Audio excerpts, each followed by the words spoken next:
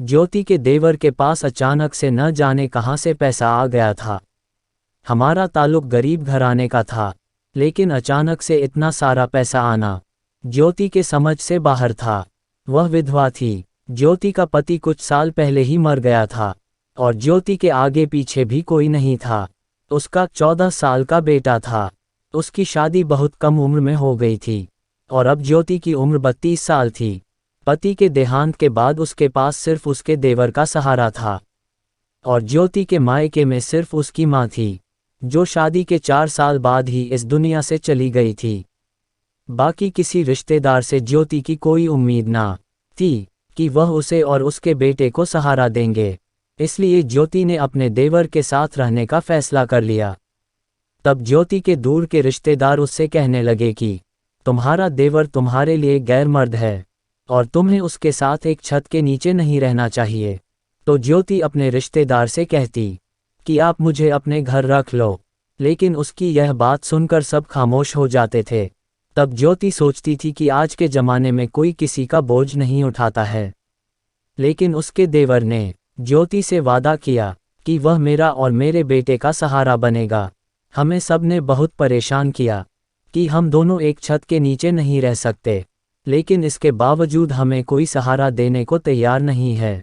ज्योति को समझ में आ गया था कि लोगों को सिर्फ बातें बनानी आती हैं, उनका मकसद तो हम दोनों को परेशान करना है। फिर ज्योति ने अलग इलाके में रहने का फैसला करा। उसके देवर ने कहा उस इलाके का माहौल सही नहीं है।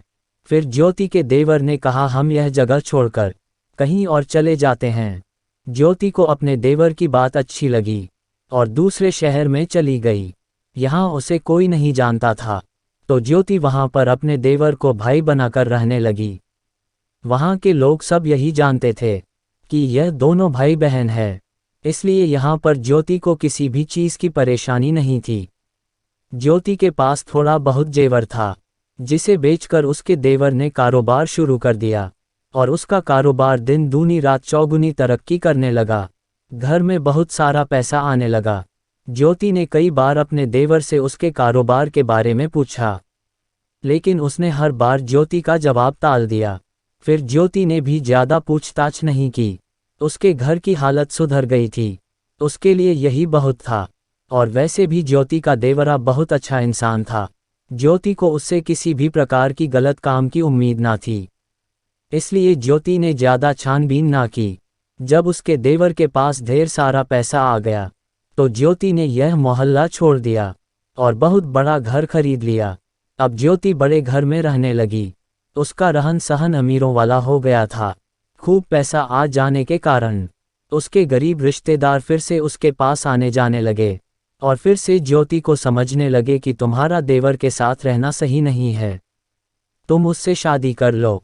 पर ज्योति उन सब की बातों पर ध्यान नहीं देती थी। एक दिन ज्योति अपने कमरे में सो रही थी, तभी उसका देवर धीरे से उसके पास आया और ज्योति के बेड पर बैठकर बहुत ध्यान से देखने लगा। सोई हुई ज्योति बहुत सुंदर लग रही थी। तभी उसके देवर ने ज्योति के पैरों को पकड़ लिया और रोते हुए कहने लगा, भाभी मैं आपको माँ समान मानता हूँ, पर यह दुनिया वाले हमें किसी नज़र से देखते हैं, मुझे उन पर बहुत गुस्सा आता है। रोने की आवाज़ सुनकर अचानक से ज्योति जाग गई और अपने देवर को गले से लगा लिया और कहा तुम रो क्यों रहे हो। तब उसके देवर ने कहा मैंने कितनी मेहनत से अपने कारोबार को आगे बढ़ाया है। ज्योति ने कहा हाँ अब मुझे तुम्हारी शादी करनी है, नहीं तो लोग हम दोनों जीने नहीं देंगे।